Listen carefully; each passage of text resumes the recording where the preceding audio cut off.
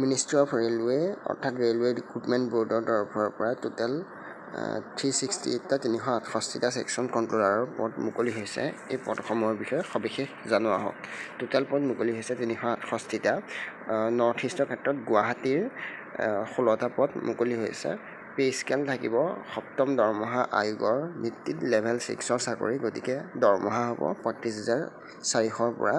তাৰ লগত HR DA আদি মিলি পেলাই টোটেল মাহেকীয়া দৰমহা হ'ব 60,000। নেম অফ অৰ্গেনাইজেশ্যন হৈছে ৰেলৱে ৰিক্ৰুটমেণ্ট বৰ্ড অৰ্থাৎ RRB। এজ লিমিট দিয়া গৈছে জেনেৰেলৰ বাবে 20ৰ পৰা 33 বছৰ, ST SC 5 বছৰ, OBC 3 বছৰ, PWBD আনৰিজাৰ্ভ 10 বছৰ, OBC 13 বছৰ আৰু PWBD ST 15 বছৰ এজ ৰিলেক্সেশ্যন লাভ কৰিব।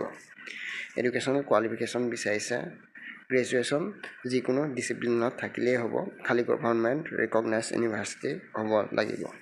Application fees ST SC x servicemen PWBD আৰু ফিমেল ট্ৰান্সজেণ্ডাৰ মাইনৰিটি কমিউনিটি আৰু ইকনমিকেলি বেকৱাৰ্ড ক্লাছৰ বাবে 250 টকা আৰু যিসকল জেনেৰেল কেণ্ডিডেট যাৰ ৰিজাৰ্ভেশ্যন নাই তেওঁলোকৰ বাবে 500 টকা।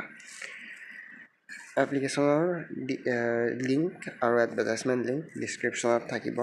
এপ্লিকেশ্যন ষ্টাৰ্ট হ'ব 15 ছেপ্টেম্বৰ 2025ৰ পৰা।